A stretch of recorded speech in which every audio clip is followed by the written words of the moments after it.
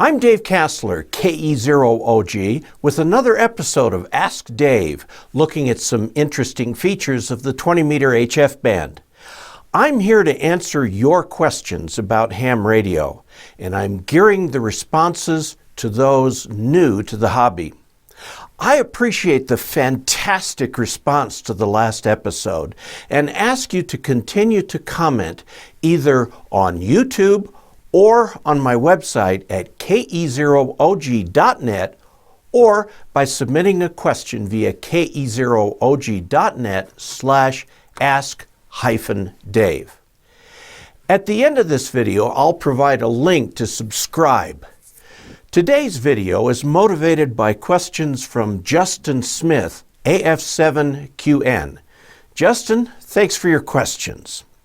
The HF 20-meter band is a favorite for general and extra class hams. It's usually open in the daytime and the early evening, sometimes worldwide. Some activities, such as PSK 31 and JT65, persist well into the night. Let's take a closer look. This is the frequency allocation chart. The VHF allocations are in the right-hand column, and the HF are in the left-hand and middle columns. Let's zoom in on 20 meters. According to this, CW is okay on the entire band, and phone or voice and image are okay from 14.150 and up, depending on your license class. That's cool, but there's quite a bit more structure in actual practice. Before we leave this chart, let's consider one thing. What bands do all generals and extras have in common?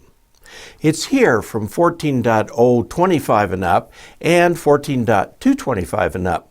Think about it. This is the area where most hams can be, so that's where the most activity is. Let me introduce you to this chart called the Considerate Operator's Frequency Guide, available on the ARRL website. Just search for Considerate Operator. This guide reflects the so-called band plans for each of the HF bands, setting aside certain frequencies for certain types of operation. These plans don't have the force of law, but given that ham bands are self-policing, these are things you should be aware of. Let's look at the 20-meter band, or from 14 to 14.35 megahertz. Right off the bat, there are problems. Even this list doesn't show all the structure on the band. For example, the 14.070 to 14.095 slice is set aside for Iridian data. Well, we'll go beyond this. But before proceeding, look at the SSTV, DSSTV, and digital voice frequencies. These are at the bottom end of the general band and are best avoided unless you're participating in that particular kind of activity. Oh, and note that the SSB QRP calling frequency of 14.285 upper sideband falls right in the same area as the 14.286 AM calling frequency. Given that AM has both upper and lower sidebands, these overlap. Here's a look at some interesting activity on 20 meters. Going from left to right, we have CW, or Morse code. Note that I've left out much of the extra CW band. Again, since only extras can be there, much of the activity is in the part of the band the generals can use also. Now, here's a relatively recent phenomenon. There's an organization called the Straight Key Century Club, or SKCC, that promotes the use of non-electronic keyers, primarily hand keys, normally called straight keys, and so-called bugs. You'll find lots of slow code in this area. And if you'd like to dabble in CW, this is a good place to start. By the way, QRP radios at only 5 watts or less do very well in this region. I'm working on getting my code speed back up and spend much of my radio time here. Now let's move up a little to 14.070. If you set your radio for upper sideband with a dial frequency of 14.070, you'll hear the entire PSK31 subband at once. PSK31 is by far and away the most popular digital mode, and it's nearly always possible to strike up a conversation here. Once you have your station set up to use the so-called sound card modes, you can look for PSK31 stations calling CQ. Your software, and there are several free software programs that do this, will make sure that your reply is on exactly the same frequency as the station calling CQ. Or you can find a clear spot and insert a CQ yourself. Any responding station will come back at the same frequency. Now let's move up the band to a relatively new mode called JT65. It's phenomenally popular and occupies a narrow band starting around 14.076 and up a couple kilohertz. Again, you set your radio for upper sideband with a dial frequency of 14.076. If your station is set up for sound card modes, you can operate JT65 as well by using the free WSJT software. Now, moving up the band, we come to the granddaddy of data modes, radio teletype or RTTY. Your sound card setup will work here as well. Often the same sound card software that works on PSK31 will also work on RTTY. I find most of the RTTY activity in the region of 14.078 to 14.084 or thereabouts. Now let's leave CW and data and look at the phone bands.